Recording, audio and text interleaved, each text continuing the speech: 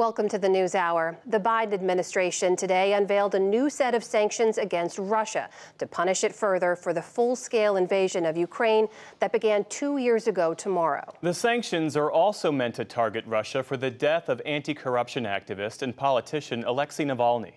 He died in an Arctic prison 1 week ago from a cause still unknown.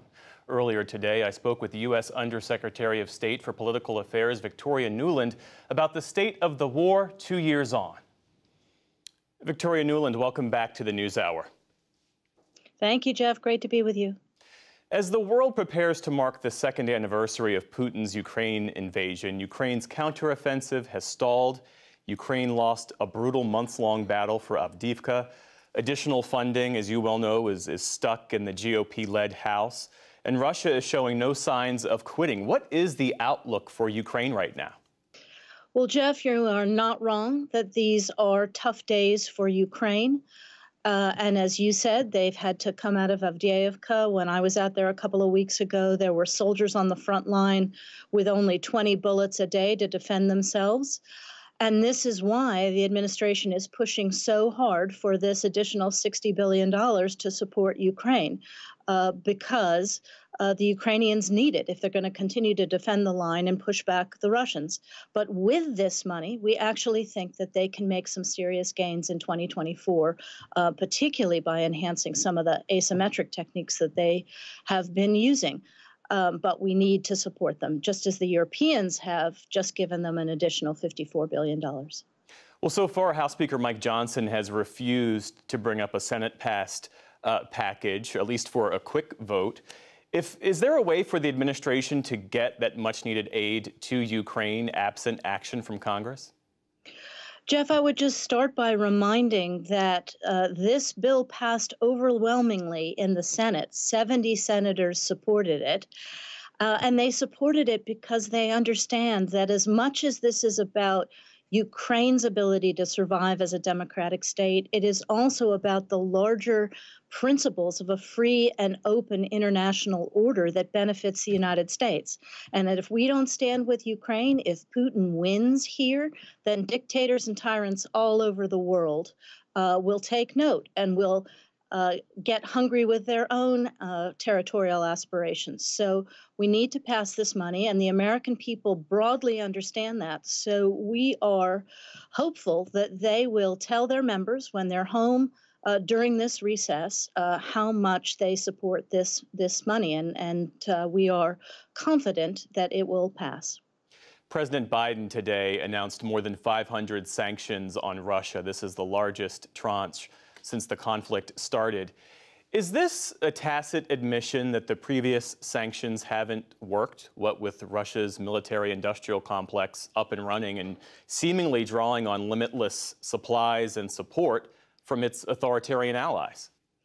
Well, let me start with your premise, Jeff, that previous sanctions haven't worked. Russia has become a pariah state around the world, thrown out of the international banking system, and now so desperate for weapons that it has to go to countries like Iran and North Korea to get them.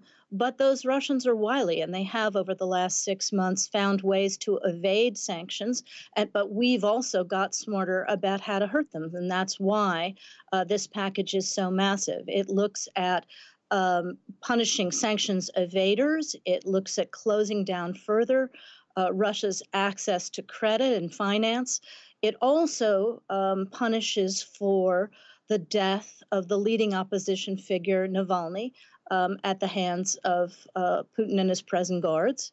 And it sanctions those involved in the abduction of Ukrainian children into Russia. So it is a massive package, and partly it's because we've got to staunch this evasion, and because we have far more targets now as we understand better how to staunch the Russian industrial complex.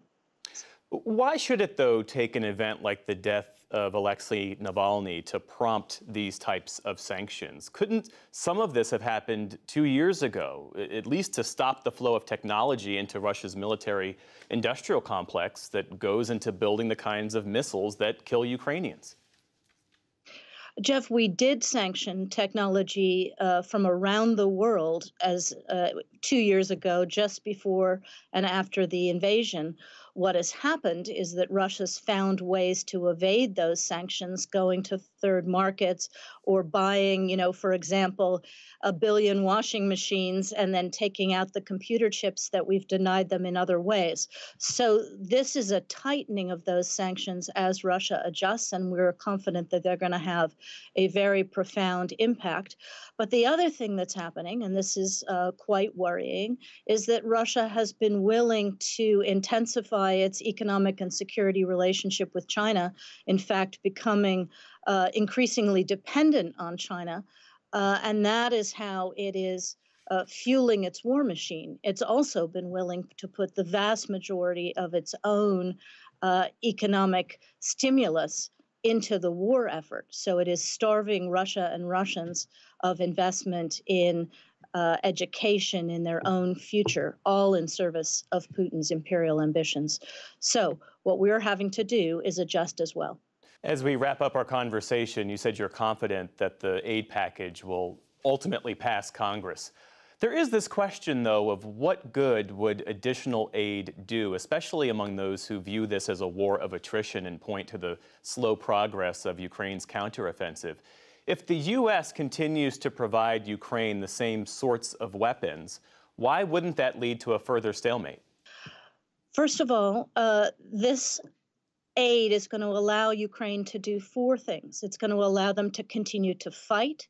It's going to allow them to build a highly deterrent military of the future so that they will increasingly be able to stand on their own feet in security terms. It's going to help them recover and get more of their own people home and rebuild their tax base so that there's less economic support that they need from the rest of the world. And it's also going to help them reform and become a more European democratic country.